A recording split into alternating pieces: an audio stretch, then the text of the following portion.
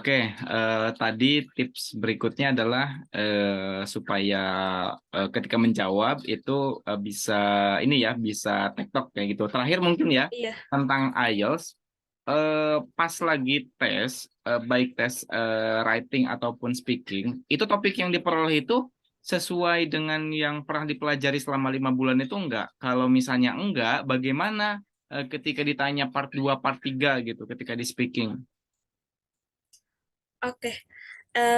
Sebenarnya topik speaking IELTS itu nggak akan jauh beda sama yang kita pelajari di buku Cambridge ataupun di tempat kursus IELTS karena topiknya tuh nggak akan jauh-jauh dari kehidupan kita sehari-hari kayak tentang olahraga, terus tentang mata pelajaran, terus tentang makanan, terus tentang iklan, advertisement, terus tentang apa ya, tentang fenomena alam, tentang cuaca seperti itu. Jadi enggak sih Pak, enggak jauh beda. Cuman memang waktu saya tes speaking kemarin dapat topik tentang kaca gitu.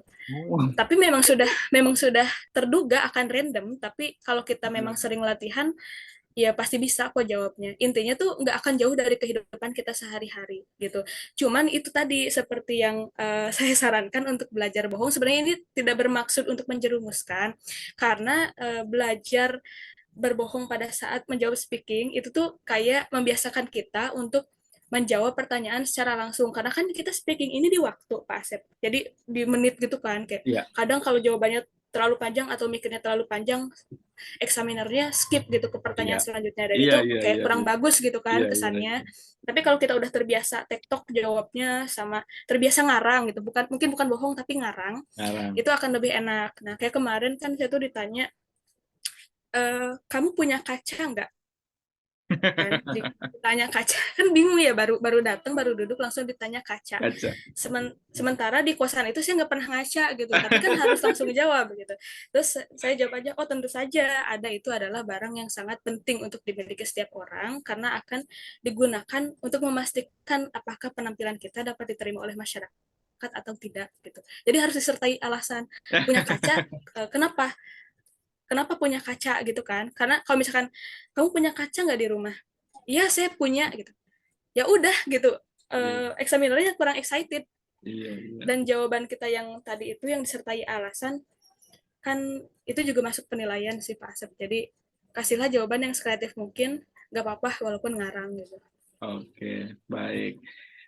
Semoga yang tadi pengalaman yang disampaikan Siva bisa bermanfaat ya buat teman-teman yang lain, khususnya yang Iya, sedang persiapan iya, IELTS. Baik, mohon maaf ya Pak Asep kalau misalkan ada lupa-lupa ingat gitu karena gak apa-apa. udah Ini lama udah banget tes. sangat detail. Ini udah sangat detail dan bisa diikuti oleh teman-teman yang lainnya gitu kan. Oh ya, berikutnya mungkin masih tentang IELTS. Kan tadi Siva misalnya les gitu kan, kursus gitu kan, Hmm. kelas offline. Sepengalaman Siva, mungkin nggak misalnya ada kita nih nggak punya dana banyak nih gitu kan. Misalnya kalau untuk apalagi jauh-jauh harus datang ke Pare misalnya dari yang berbeda pulau gitu kan, kadang kan butuh tiket pesawat atau apa kayak gitu. Sebenarnya mungkin nggak sih kalau belajar IELTS mandiri gitu, artinya tanpa kursus kayak gitu. Misalnya kita memanfaatkan YouTube saja itu bisa nggak sih?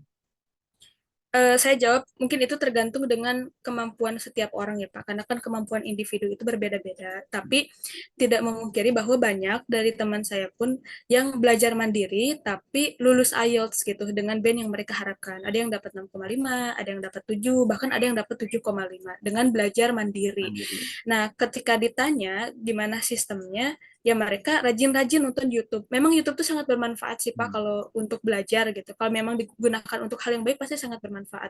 Terus yang kedua, sekarang kan udah ada IELTS online test. Hmm. IELTS yang di Google. Nah, teman-teman bisa cek IELTS online test. Itu tuh bener-bener bermanfaat banget. Itu website udah gratis, terus insightful, dan itu tuh worth it banget untuk belajar reading, listening. Kalau misalkan writing ya itu kan mungkin kembali lagi ke diri kita, writing sama speaking karena kan nggak mungkin kita ngobrol sama komputer kan.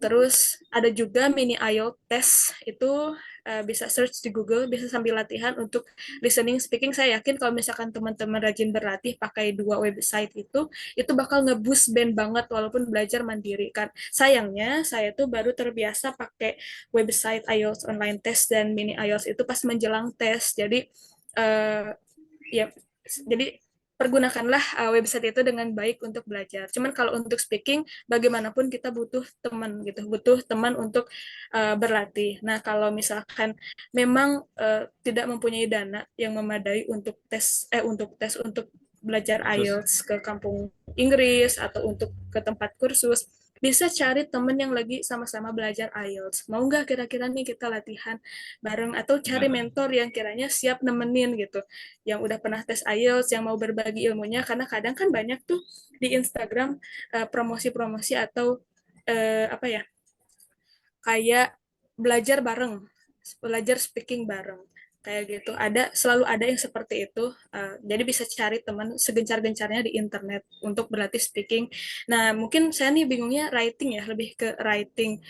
Karena writing itu kan kalau misalkan kita belum ada kemampuan grammar agak susah ya Pak Asep. iya betul. Tapi tapi kalau misalkan ya tapi kalau misalkan terbiasa berlatih mungkin akan lebih ringan ya. Intinya cari teman belajar aja yang bisa bantu nemenin. Tapi untuk reading dan listening itu bisa pakai 2 web yang tadi saya sarankan, itu sangat Oke. benar-benar bermanfaat gitu. Oke, luar biasa. Baik, kita cukupkan untuk sesi diskusi IELTS.